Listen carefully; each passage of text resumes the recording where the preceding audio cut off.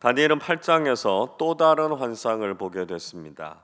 먼저 이 환상의 배경에 대해서 소개하고 있습니다. 1절의 말씀을 보시면 다니엘이 처음 환상을 본 후에 벨사살 왕 3년에 다시 환상을 보게 됐습니다. 벨사살의 통치 원년은 주전 553년이었고요. 자신의 아버지인 나보니두스로부터 왕위를 물려받았습니다.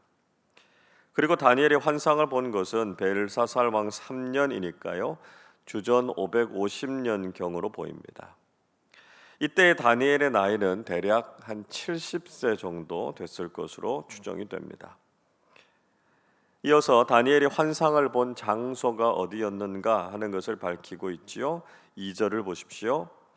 내가 환상을 보았는데 내가 그것을 볼 때에 내 몸은 엘람 지방 수산성에 있었고 내가 환상을 보기는 을레 강변에서이니라 말씀하고 있습니다. 다니엘은 자신의 환상을 본 장소가 엘람 지방의 수산성이었고 을레 강변에 있었다 이렇게 이야기하고 있습니다. 다니엘이 실제로 수산성과 을레 강변에 가서 이 환상을 본 것인지 아니면 환상 속에서 이 장소에 간 것인지는 논란의 여지가 있습니다. 다니엘이 거주하고 있었던 이 바벨론 도성에서부터 수산성까지는 동쪽으로 354km나 떨어져 있었고요. 이곳은 바벨론의 영토가 아니라 엘람 왕국의 수도였습니다. 그러나 유대 역사가였던 요세푸스는 아마도 바벨론의 관리였던 이 다니엘이 그곳에 사신으로 파견이 됐을 가능성이 있다 이렇게 설명하고 있습니다. 15절부터 17절까지의 말씀에서도 다니엘이 환상에서 깨어난 이후에도 을레 강변에 있었다 이렇게 말하는 것을 보면 실제로 그곳에서 본 환상이다 이렇게 설명하고 있습니다. 그러나 다니엘이 실제로 수산성 을레 강변에 간 것이 아니라 몸은 바벨론에 있었는데 환상 속에서 그곳에 갔을 가능성이 있다 이렇게 설명하는 학자들도 있습니다. 아무튼 다니엘이 실제로 갔든지 환상 속에서 갔든지 다니엘은 이 환상의 배경이 되는 장소가 바로 이곳이었다라고 하는 것을 강조하고 있습니다. 수산성은 말씀드린 것처럼 엘람의 수도였고요. 후에 페르시아 제국의 4대 도시 가운데 4대 수도 가운데 하나가 됐습니다. 페르시아 왕의 겨울 별장이 있는 곳이기도 했습니다. 또 느헤미야서를 읽어보면요. 느헤미야가 페르시아의 왕이었던 아닥사스다의 술관원이 됐을 때 그도 역시 이 수산궁에 있었다. 그렇게 말씀하고 있습니다. 을레강이라고 하는 것은 울라이 강을 가리키는 것인데요. 수산성에서 북동쪽으로 약 한 30km 지점에서 흐르는 폭 300m 정도의 강인데 티그리스 강의 지류였다고 합니다. 다니엘은 환상을 통해서 먼저 순양을 보았습니다. 3절을 보십시오. 내가 눈을 들어 본즉 강가에 두 뿔 가진 순양이 섰는데 그 두 뿔이 다 길었으며 그중 한 뿔은 다른 뿔보다 길었고 그 긴 것은 나중에 난 것이더라 말씀하고 있습니다. 다니엘은 강가에서 두 뿔을 가진 순양을 보았습니다. 순양의 두 뿔은 다 길었는데요. 한 뿔이 다른 것보다 길었고 그것은 나중에 난 것이었다 이렇게 말씀하고 있죠. 4절에서 그 순양이 서쪽과 북쪽, 남쪽으로 뿔로 받을 때 당할 짐승이 없었다고 말씀하고 있고요. 그것은 자신이 원하는 대로 행동하고 강해졌다 이렇게 말씀하고 있습니다. 자, 이 순양에 대해서는 오늘 본문 뒤에 아주 구체적으로 해석해 주고 있습니다. 이 순양은 메데바사의 연합국을 상징하는 것이고요.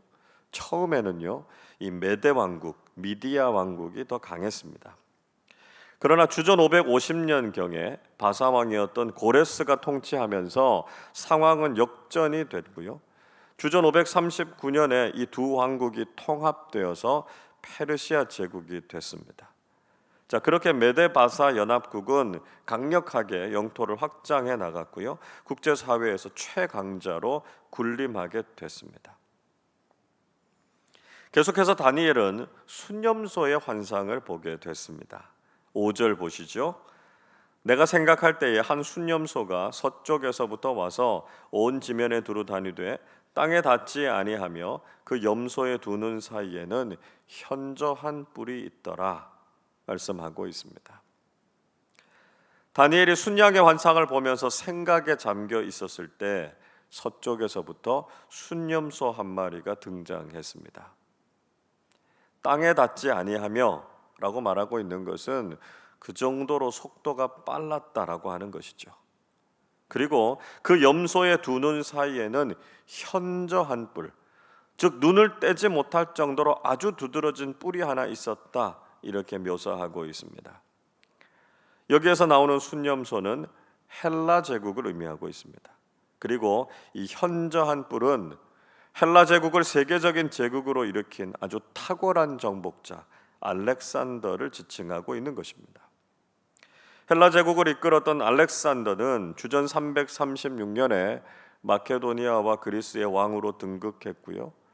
주전 334년부터 331년까지 단 4년 만에 페르시아 제국을 무너뜨리고 인도까지 진출해서 대제국을 이루었습니다. 그러니까 알렉산더가 얼마나 빠른 속도로 영토를 확장해 나갔는지를 보여주기 위해서 이 순념소의 발이 땅에 닿지 않았다, 이렇게 묘사하고 있는 것이었습니다. 순념소의 기세는 도저히 순양을 꺾을 수 없었습니다. 6절에 보시면 순념소는 분노한 힘으로 순양에게로 달려들었다, 이렇게 말씀하지요. 7절에서 순양은 도저히 순념소를 대적할 힘이 없어서 짓밟히고 말았다, 이렇게 말씀합니다. 8절에서 순념소가 스스로 강대하고 강성해졌을 때 그 큰 뿔이 꺾이고 다른 네 뿔이 하늘 사방을 향해서 났다, 이렇게 기록하고 있습니다. 큰 뿔이 꺾였다라고 말하고 있는 것은 알렉산더가 권력의 최절정이었던 주전 323년 6월 13일에 33세의 나이로 갑자기 사망했던 것을 가리키고 있습니다. 그리고 그의 사후에 헬라 제국은 카산더, 리시마쿠스, 셀류쿠스, 톨레미, 이 네 장군에 의해서 네 나라로 분열이 됐습니다. 자, 우리는 다른 환상도 그렇지만 이 순양과 순념소의 환상을 통해서 세계를 경영하시는 하나님의 섭리를 깨닫게 됩니다. 하나님께서는 단지 이스라엘만 관장하시는 것이 아니라 세계의 모든 제국도 다 주관하시고요, 그들의 미래까지 다 알고 계시고 다스리신다라고 하는 것을 보여주는 것이죠. 인간적인 눈으로 보기에는 세상이 그저 자신들의 힘에 의해서 이끌려가는 것 같지만 하나님께서는 이 모든 것을 다 아시고 다스리신다는 것입니다. 우리는 이런 하나님의 세계 경영을 깨닫고 하나님의 섭리와 뜻에 따라서 살아가는 신앙인들이 되어야 하겠습니다. 이어서 또 다른 작은 뿔 하나가 세력을 키워갔다, 이렇게 말씀하지요. 9절을 보십시오. 그중 한 뿔에서 또 작은 뿔 하나가 나서 남쪽과 동쪽과 또 영화로운 땅을 향하여 심히 커지더니, 이렇게 말씀합니다. 순념소에게 난 네 개의 뿔 중에 한 뿔에서 또 다른 작은 뿔 하나가 나서 남쪽과 동쪽 그리고 영화로운 땅인 이스라엘을 향해서 커져갔다라고 하는 말씀입니다. 또 다른 작은 뿔 하나는요, 셀류쿠스 왕조의 8대 왕이었던 안티오쿠스 4세 에피파네스를 지칭하는 것이다 라고 하는 데에 대부분의 학자들은 이견이 없습니다. 알렉산더 사후에 일어난 네 통치자들 가운데 이 셀류쿠스는요, 북부 시리아와 메소포타미아 지역을 다스렸습니다. 그런데 이후에 팔레스타인으로 들어와서 이 톨레미 왕조를 몰아내게 됩니다. 그리고 이스라엘을 통치하게 되죠. 그래서 안티오코스 4세 에피파네스 때에 이르러서 히브리인들은 아주 극심한 박해를 받게 됐습니다. 구체적으로 이 작은 뿔이 어떻게 이스라엘을 박해했습니까? 11절을 보시면 스스로 교만해져서 군대의 주제, 즉 만군의 하나님을 대적하면서 매일 드리는 제사를 없앴고요, 성소를 헐어버렸다, 이렇게 말씀하고 있습니다. 실제로 주전 167년 12월 25일에 에피파네스는 예루살렘 성전의 지성소에 들어가서 거기에 제우스 신상을 세우는 일을 했습니다.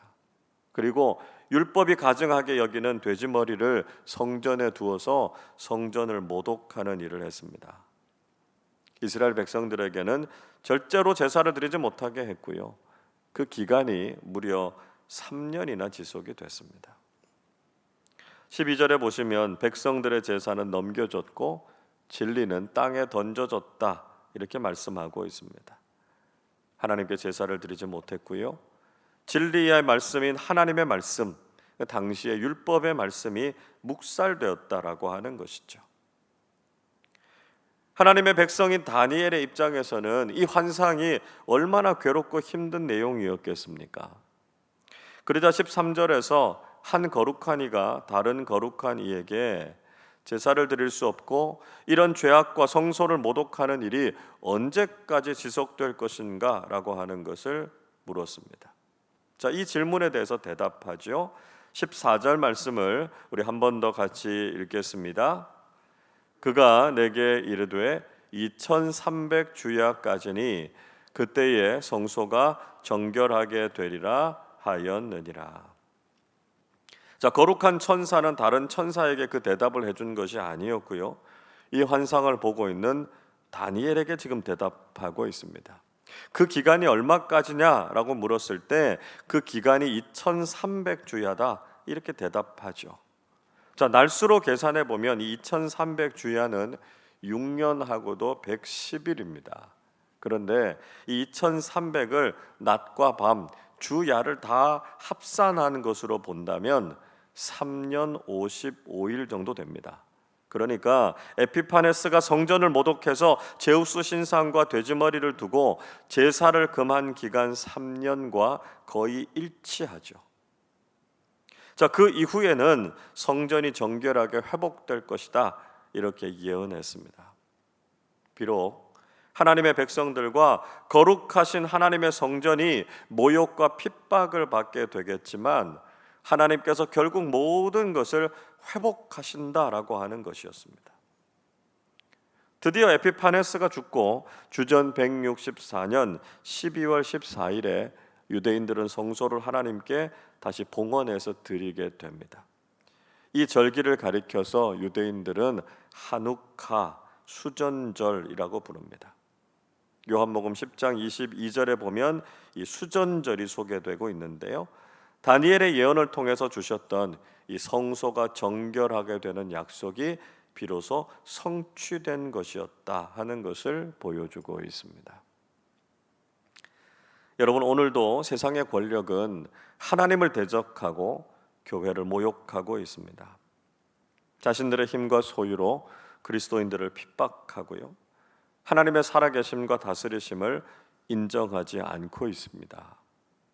우리도 이런 시대 속에서 다니엘의 환상을 기대하는 사람들이 되어야 할 것입니다.